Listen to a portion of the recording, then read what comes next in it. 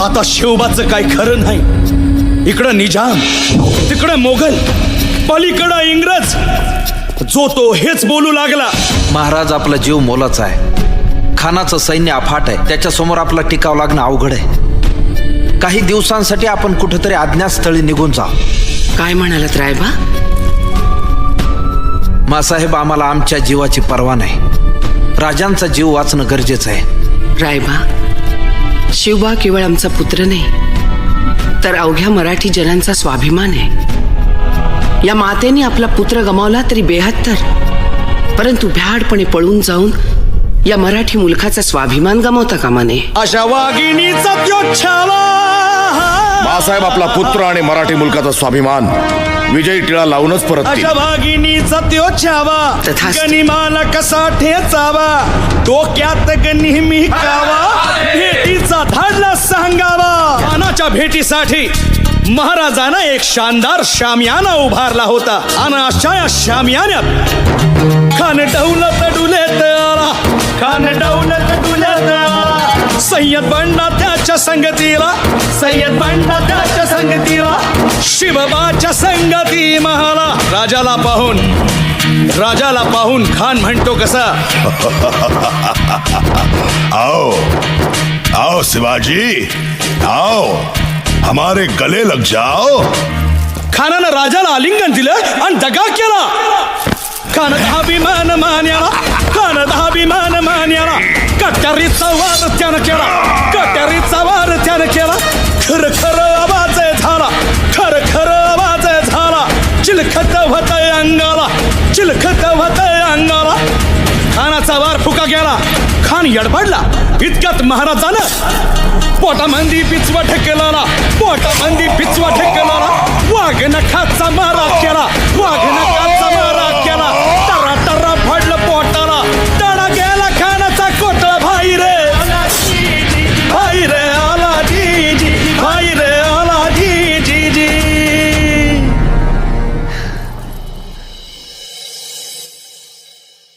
अफजल खानाच्या वधानंतर महाराजांनी स्वराज्यवाढीची मोहीमच हाती घेतली. पाहता पाहता पन्हाळ्यापर्यंतचा प्रदेश जिंकून घेतला. कोकणही ताब्यात घेतले. सर्वत्र फक्त विजयच विजय दिसू लागला. हिंदवी स्वराज्य वाढू लागले. अशा या वाढत्या हिंदवी स्वराज्यावरती संकटे येतच होती. पुढे स्वराज्यावर संकट आले ते म्हणजे सिद्धीचे. सिद्धी जोहरचे. सिद्धीने सुमारे 4 महिन्यापेक्षा जास्त पन्हाळ्याला वेढा घातला. या वेड्यातून महाराजांना सुटकेसाठी बाजीप्रभू देशपांडे, शिवा काशीद व अनेक बांदलांनी पराक्रमाची शिकस्त केली. समोर मृत्यू दिसून सुद्धा शिवा काशीद प्रति शिवराय बनून सिद्धीच्या शामियानात जातात. काय म्हणावे त्या धैर्याला. पावनखिंडीत 3000 गनिमांशी अवघ्या 300 मावळ्यांना घेऊन गोडखिंड अडून धरली आणि बाजीप्रभूंनी राजांना पुढे जाण्यास सांगितले. काय म्हणावे त्या शौर्याला. राजे, लाख मेले तरी चालतील, परंतु लाखांचा पोशिंदा हा जगलाच पाहिजे. जा राजे जा, फक्त एक करा. विशालगडावर पोहोचल्यावर तोफेचे 5 बार द्या. तोपर्यंत हा बाजी या खिंडीतच गनिम रोखून ठेवतो. पुरंदराच्या तहावेळी मुरारबाजींना माझ्या सैन्यात आलमगीर बादशाहकडून मनसब देतो असे आमिष दाखवणाऱ्या त्या दिलेर खानासमोर मुरारबाजी स्वराज्याच्या पायी वाहिलेल्या निष्ठेला आठवून तांडव करतात. काय म्हणावे त्या स्वामी निष्ठेला. पुढे राजांना आग्र्याला जावे लागले.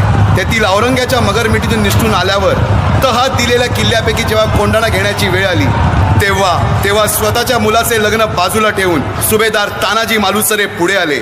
काय म्हणावे त्या त्यागाला. ही मोहीम मॅच फत्ते करणार राजे. आधी लगीन कोंढाण्याचं, मग माझ्या रायबाचं.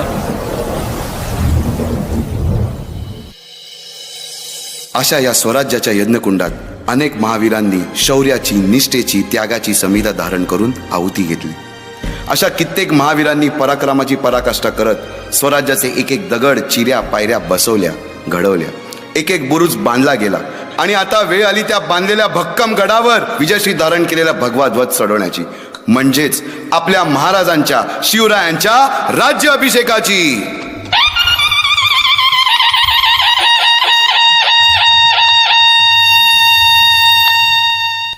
350 वर्षाच्या काळरात्रीनंतर अरुणोदय झाला. भगवंतांनी दिलेला शब्द खरा झाला. हिंदवी स्वराज्य स्थापन करणारा, यवनांची पीडा नष्ट करणारा जाणता राजा राज्य अभिषेकासाठी सज्ज झाला.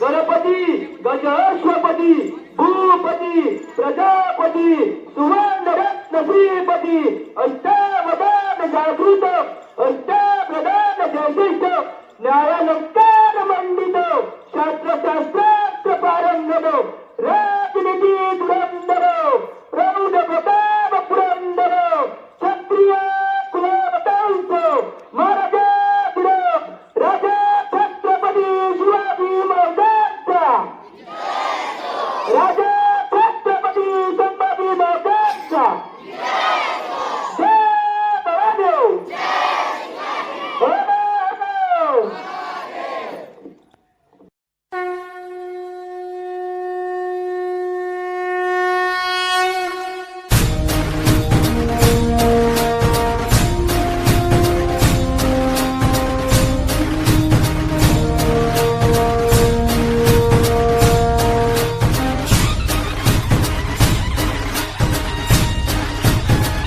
मला छत्रपती शिवाजी महाराजांच्या दरबारात बोलण्याची संधी दिली त्याबद्दल आपले खरंच तुमचे तुमकल्यांचे सुद्धा खूप खूप आभार आणि एक चांगली संधी.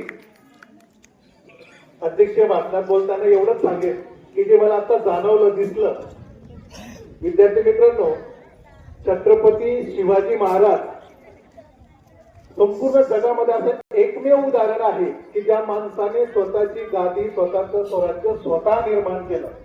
नाहीतर इतर सर्व राज्यांना आई वडील म्हणजे त्यांच्या वडिलांपासून आजोबांपासून सर्व गाद्या मिळत येत होत्या आणि हे सर्व स्वतःचं स्वराज्य जे काही निर्माण केलं ते त्यांनी त्या समाजातल्या त्या महाराष्ट्रातल्या सर्व जाती धर्मातील लोकांना एकत्र करून ते स्वराज्य निर्माण केलं.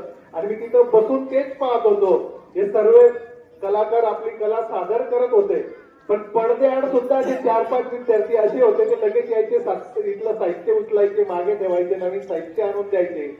या अशा बारीक बारीक गोष्टीतूनच शिकण्यासारखं आहे की छत्रपती शिवाजी महाराजांनी सुद्धा अशा बारीक सारीक मित्रांकडूनच स्वराज्य निर्माण केलं. बाकीच्यांनी तर आपल्या प्राणाची आहुती दिलेलीच आहे. खरंच आजचा कार्यक्रम अगदी 8-10 दिवसापासून मेहनत घेऊन तुम्ही सर्व चिमुकल्यांनी अगदी चांगल्या पद्धतीने सादर केला.